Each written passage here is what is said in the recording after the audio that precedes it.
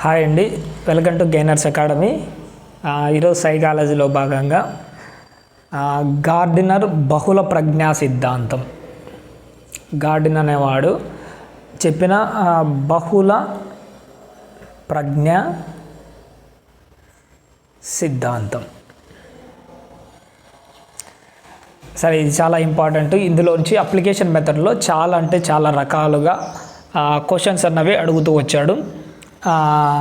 ఇతని గురించి మనకు తెలుసుకోవాల్సింది ఏంటంటే, మనోడు అమెరికాలోని హార్వర్డ్ యూనివర్సిటీలో సైకాలజీ ప్రొఫెసర్గా పనిచేస్తూ చాలామందిని పరిశోధనలు చేసి ఈ బహుళ ప్రజ్ఞా సిద్ధాంతాన్ని ప్రతిపాదించడం జరిగింది.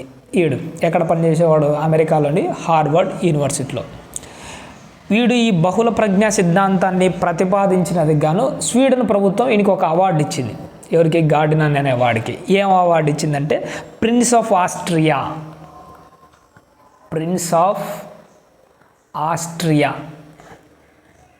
ఏ ప్రభుత్వం ఇచ్చింది?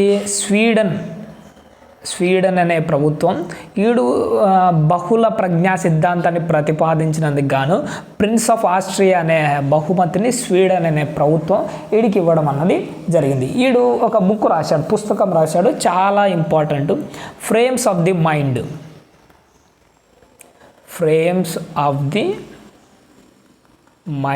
ఇంకా దీని కంటిన్యూషన్ ఉంది. The theory of multiple intelligence. Theory of multiple, ఇక్కడ రాస్తున్న చూడండి, ఇంటెలిజెన్స్. ఇక్కడ చూడండి, బహుళకారక అంటేనే మల్టిపుల్, బహుళము అంటే మల్టిపుల్ ఇంటెలిజెంట్. ఈ గార్డినర్ అనేవాడు మల్టిపుల్ ఇంటెలిజెన్స్ గురించి, అంటే బహుళ ప్రజ్ఞ గురించి చెప్పడం అన్నది జరిగింది. ఇంకా ఇందులో వీని గురించి మనం తెలుసుకోవాల్సింది ఏం లేదు. డైరెక్ట్ ఈ క్వశ్చన్స్లో నుంచి మనం వాడు ఎగ్జామ్లో ఏంటంటే అప్లికేషన్ మెథడ్లో ఎక్కువగా అడుగుతూ ఉంటాడు. ఒక్కొక్క దాని గురించి నేను చెప్తూ ఉంటాను, దాన్ని అర్థం చేసుకోవడానికి ప్రయత్నం చేయండి, ఓకేనా? ఇక ఫస్ట్ ఏంటంటే, గార్డినర్ అనేవాడు 8 రకాల ప్రజ్ఞల గురించి చెప్పాడు, టోటల్ 8. అందులో మొదటిది ఏంటంటే వర్డ్ స్మార్ట్. దీనిని ఏమంటారంటే భాషా ప్రజ్ఞ, లేదంటే శాబ్దిక ప్రజ్ఞ అంటారు. ఈ భాషా ప్రజ్ఞ అంటే ఏంటంటే ఇంకా ఏం లేదు, భాషకు సంబంధించిన సాహిత్యం కానీ, అంటే తెలుగే గుర్తుపెట్టు, తెలుగును ఊహించుకోండి ఫస్ట్. తెలుగు సాహిత్యం కానీ, తెలుగు వ్యాకరణాంశాలు అంటే గ్రామర్ కానీ, మాండలికాలు అంటే మాండలికాలు అంటే తెలుసు కదా, యాసలు. కడప యాస నుంచి రాయలసీమలకు ఒక యాస ఉంటుంది, అలాగే తెలంగాణలోది ఒక యాస, కోస్తాంధ్ర వాళ్ళది ఒక యాస. వీటిని మాండలికాలు అంటారు. వీటన్నిటిని ఈజీగా అర్థం చేసుకునే ఈ జ్ఞానాన్ని ఏమంటారంటే భాషా ప్రజ్ఞ అంటారు. ఆ జ్ఞానం ఎక్కువగా ఉంటుంది. వీళ్ళని ఏమంటారంటే భాషా ప్రజ్ఞ కలిగిన వాళ్ళని ఏమంటారంటే పద నేర్పరులు అంటారు. గుర్తుపెట్టుకోవాలి ఇవన్నీ, పద నేర్పరులు. ఈ భాషా ప్రజ్ఞ కలిగిన వాళ్ళకు ఎక్కువగా ఎవరిలో ఉంటుంది అన్నదానికి కూడా గుర్తుపెట్టుకోవాలి. ఎవరిలో?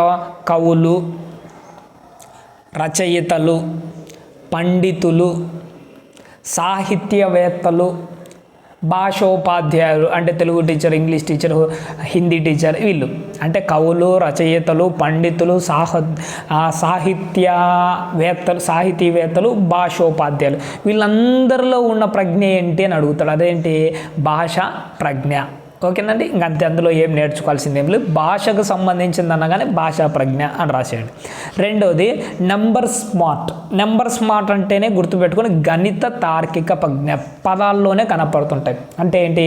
అంకెలు, సంఖ్యలు, గణిత భావాలు, దాని సూత్రాలు, వీటన్నిటి గురించి ఈజీగా అర్థం చేసుకునే నాలెడ్జ్ కలిగిన దాన్ని ఏమంటారంటే గణిత తార్కిక ప్రజ్ఞ అంటే మ్యాథమెటిక్స్ సంబంధించినది ఏదైనా కానీ ఈజీగా అర్థం చేసుకుంటారు. ఆ నాలెడ్జ్ వీళ్ళలో ఉంటుంది కాబట్టి గణిత తార్కిక ప్రజ్ఞ కలిగిన వాళ్ళు అంటారు. మ్యాథ్స్కి రిలేటెడ్గా ఏది ఉన్నా కానీ అది గణిత తార్కిక ప్రజ్ఞ. వీళ్ళని ఏమంటారంటే పైన పద నేర్పరులు ఉన్నాయి కదా, వీళ్ళని ఏమంటారంటే సంఖ్యా నేర్పరులు అంటారు. గుర్తుపెట్టుకోవాలి, ఇవన్నీ రాసుకోవాలి.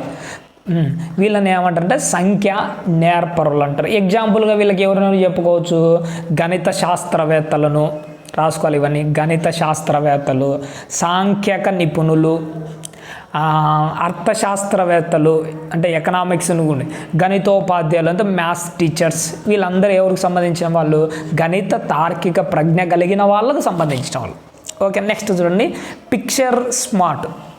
దీన్నే దృశ్య ప్రాదేశిక ప్రజ్ఞ అంటారు. ఈ పిక్చర్ స్మార్ట్ ఇక్కడనే కనపడుతుంది ఏంటంటే బొమ్మల రూపంలోనూ పటాల రూపంలో ఉన్న ఇన్ఫర్మేషన్ ఈజీగా అర్థం చేసుకోగలిగిన వాళ్ళు, అంటే చిత్రములు, పటాలు, నమూనాలు, డిజైన్స్, వీటికి సంబంధించిన నాలెడ్జ్ ఏదైతే ఉంటుందో వాటిని ఈజీగా తెలుసుకోగలిగిన వాళ్ళు, ఈజీగా నేర్చుకోగలిగిన వాళ్ళు. ఉదాహరణకు ఒక పటంలో ఏంటి భారతదేశ ఇప్పుడు ఎక్స్ యాక్సిస్ వై ఉంటుంది, దీంట్లో భారతదేశ జనాభా ఇలా కరువు పైకి వెళ్ళిపోతుంది, చూడగానే ఓహో ఇది పైకి వెళ్ళిపోతుంది అంటే జనాభా రాను రాను పెరిగిపోతుందని పటాన్ని చూడగానే ఈజీగా ఆ ఇన్ఫర్మేషన్ క్యాప్చర్ చేయగలిగిన వాళ్ళు, అంటే పటాలు కానీ చిత్రములు, బొమ్మలు, నమూనాలు, డిజైన్స్, 2D 3D యొక్క బొమ్మలు, వీటన్నిటిని చూడగానే ఈజీగా క్యాప్చర్ చేయగలిగిన వాళ్ళు ఎవరంటే పిక్చర్ స్మార్ట్ అంటారు వాళ్ళని. దృశ్య ప్రాదేశిక ప్రజ్ఞ.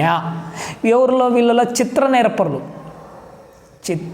నేర్పరులు అంటే డ్రాయింగ్ గీసే వాళ్ళు ఉంటారు చూసిన వాళ్ళలో ఈ ప్రజ్ఞ ఎక్కువగా ఉంటుంది. ఎగ్జాంపుల్గా వీళ్ళని గురించి ఎవరెవరి గురించి మాట్లాడుకోవచ్చు.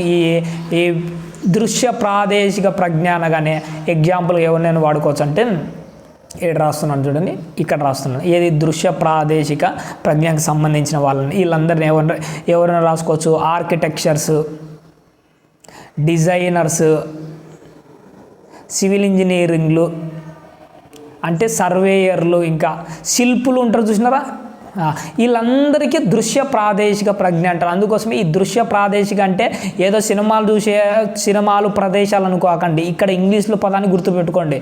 తెలుగులో ఏ పదం ఉన్నా కానీ పిక్చర్ స్మార్ట్ అంటే బొమ్మలు, డిజైన్స్, ఆర్కిటెక్చర్ వీళ్ళకందరికి సంబంధించిన ప్రజ్ఞ. వీళ్ళను ఏమంటే చిత్ర నేర్పరులు అంటారు. నెక్స్ట్ 4th వన్ ఏంటంటే మ్యూజిక్ స్మార్ట్. మ్యూజిక్ ఆ పేరులోనే కనపడుతుంది. సంగీత ప్రజ్ఞ, సంగీత స్వరాలను, సరిగమలను, ఆ హెచ్చు తగ్గులను, శృతులను, లయలను, వీటన్నిటిని ఈజీగా నేర్చుకొని అలాంటి వాళ్ళని ఏమంటారంటే సంగీత ప్రజ్ఞ కలిగిన. నేను కూడా ఒకప్పుడు మన కథ ఎటుంటుందో సంగీత క్లాసులు నేర్చుకుందామని క్లాసుకి వెళ్ళాను. నాకంటే గాడిద గొంతే మేలు అనిపించింది. నిజంగా మనకు అది లేదు, ఏం చేద్దాం, లేని దాని గురించి పడగెత్తకూడదు అనుకొని అక్కడి నుంచి వదిలేసి బయటకు వచ్చేసినాం. అంటే ఇక్కడ మనకేంటంటే మనకు లేదు, కానీ కొంతమందికి ఉంటుంది ఆ వాయిస్లో ఆ స్వీట్నెస్ అద్భుతంగా ఉంటుంది. కొంతమంది పాడుతుంటే ఆ వినాలనిపించంటుంది, ఇంకొంతమంది పాడుతుంటే నిద్రపోయేటోళ్ళు కూడా ఉలిక్కి పడలేస్తాడు. నా లాంటి పాడనంత మంచిదే. అందుకోసమే నాకు ఏం లేదు, సంగీత ప్రజ్ఞ లేదు, నేను ఆ సరిగమలు నేర్చుకోలేకపోయాను. అప్పుడు నాకు అర్థమైంది, ఓహో నాకు మ్యూజిక్ స్మార్ట్ అన్నది లేదు, సంగీత ప్రజ్ఞ లేదు అని నాకు అర్థమైంది. ఎవరిలో ఉంటుంది అంటే గాయకులు, సంగీత కళాకారులలో ఉంటుంది. గాయకులు అంటే పాటలు పాడే వాళ్ళు, సింగర్స్ ఉంటారు చూసినారు, వాళ్ళలో ఉండేది సంగీత ప్రజ్ఞ. వీళ్ళని ఏమంటారు, సంగీత నేర్పరులు అంటారు. సంగీత నేర్పరులు. నెక్స్ట్ పైకి స్క్రోల్ చేస్తున్నాను చూడండి, 5th వన్ సెల్ఫ్ స్మార్ట్ అంటే స్వీయ వ్యక్తంతర్గత ప్రజ్ఞ. స్వీయ అంటే ఏంటంటే సెల్ఫ్, మన గురించి మనము, స్వీయము అంటే సెల్ఫ్, మన గురించి మనకు లోతుగా అధ్యయనం చేసి మన గురించి మనం తెలుసుకునే ఆ నాలెడ్జ్ని ఏమంటారంటే సెల్ఫ్ స్మార్ట్ అంటాడు, అంత ఇంకేం లేదు. దీనిని ఏమంటారంటే అంతఃపరిశీలన ప్రజ్ఞ అని కూడా అంటారు. అంతఃపరిశీలన అంటే మనల్ని మనం పరిశీలన చేసుకోవడం. ఆత్మస్పందన అని కూడా అంటారు. ఆత్మస్పందన అంటే మనల్ని మనం లోతుగా అధ్యయనం చేసుకొని మన గురించి మనం తెలుసుకునే ప్రజ్ఞ. దీన్ని ఏమంటారంటే సెల్ఫ్ స్మార్ట్ అని అంటారు. వీళ్ళనే తెలుగులో ఏమంటారంటే స్వీయ నేర్పరులు అంటారు. గుర్తుపెట్టుకోండి, స్వీయ నేర్పరులు. వీళ్ళకి ఎగ్జాంపుల్గా ఎవరిని చెప్పుకోవచ్చు, ఎవరిని, మేధావులను, తత్వవేత్తలను. అంటే మన సైకాలజిస్టులు ఉంటారు చూసినారు, వీళ్ళందరూ మేధావులను, తత్వవేత్తలను, వీళ్ళందరినీ వాళ్ళకు స్వీయ వ్యక్తంతర్గత ప్రజ్ఞ, సెల్ఫ్ స్మార్ట్ అన్నది ఎక్కువగా ఉంటుంది. నెక్స్ట్ 6th వన్ చూడండి, బాడీ స్మార్ట్. దీన్నే తెలుగు శారీరక గతి సంవేదన ప్రజ్ఞ లేదా కండర స్పర్శ ప్రజ్ఞ అంటారు. Body smart. ఇందులో ఏంటంటే చలన కౌశలాలు అంటే మన కండరాలను ఉపయోగించి చేసే పనులు ఈజీగా నేర్చుకునే కెపాసిటీ వీళ్ళకు ఉంటుంది. అంటే శరీర కండరాలు ఉపయోగించి ఆ పనులను చేసే కెపాసిటీ ఉంటుంది. వీళ్ళనే శారీరక నేర్పరులు అంటారు.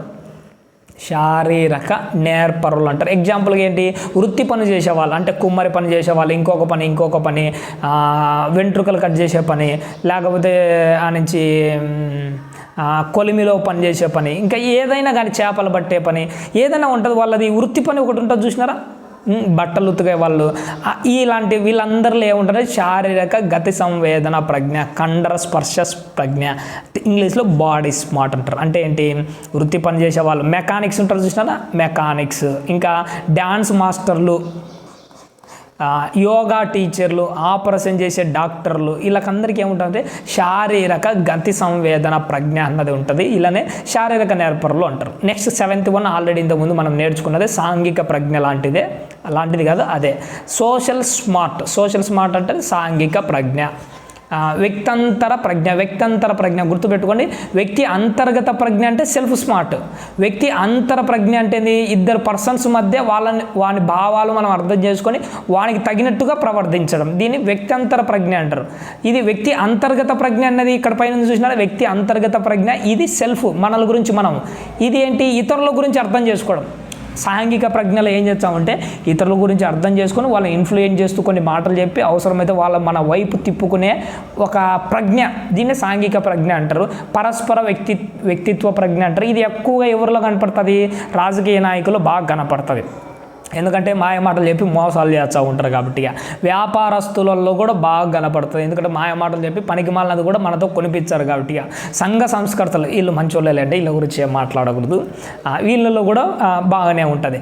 నెక్స్ట్ క్లినికల్ సైకాలజిస్టులు అంటే ఏంటి, మనకు సైకలాజికల్గా థెరపీ చేస్తుంటారు చూసినారా, అంటే డిప్రెషన్ లేకపోయినప్పుడు కొన్ని మాటలు చెప్పి బయటికి తీసుకురావడం, ఇలాంటివి. వీళ్ళందరిలో ఏముంటుందంటే సాంఘిక ప్రజ్ఞ అన్నది ఉంటుంది. దీన్నే సోషల్ స్మార్ట్ అంటారు. ఇంకా లాస్ట్ది ఏంటంటే నేచర్ స్మార్ట్ అంటే ఏంటంటే ప్రకృతిని గురించిన పూర్తి అవగాహన చేసుకునే ప్రజ్ఞ.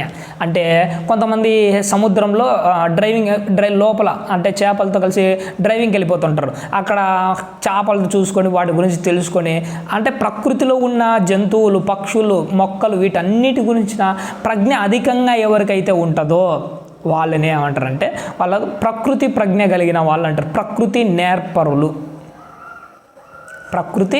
నేర్పరులు అని అంటారు. ఓకేనండి, వీళ్ళని ప్రకృతి నేర్పరులు అంటారు. ఎగ్జాంపుల్ వీళ్ళని ఎవరిని చెప్పుకోవచ్చు, జీవశాస్త్రవేత్తలు, వృక్ష శాస్త్రవేత్తలు, పర్యావరణ శాస్త్రవేత్తలు, ప్రకృతికి సంబంధించిన శాస్త్రవేత్తలందరినీ మనం ఇందులో భాగంగా చెప్పుకోవచ్చు.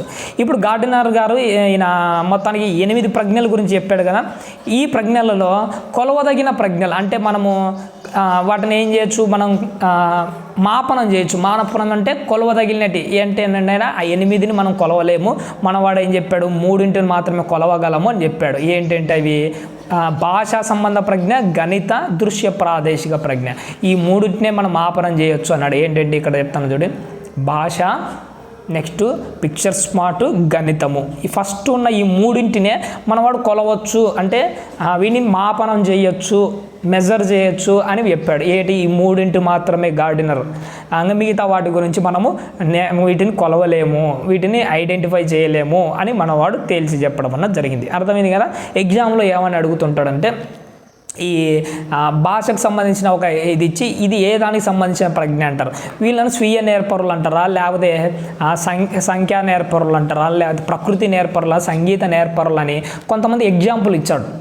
ఆర్కిటెక్చర్లు ఉన్నారు, వీళ్ళని ఏమంటారు అని అడుగుతారు. ఆర్కిటెక్చర్లు ఏ దానికి సంబంధించిన వాళ్ళు దృశ్య ప్రాదేశిక ప్రజ్ఞ. ఎందుకంటే చెప్పాను కదా ఇందాక, అంటే చిత్రములు, పటాలు, నమూనాలు, డిజైన్స్, 2D 3D ఇలాంటి వాటన్నిటి గురించి చేసేవాళ్ళని.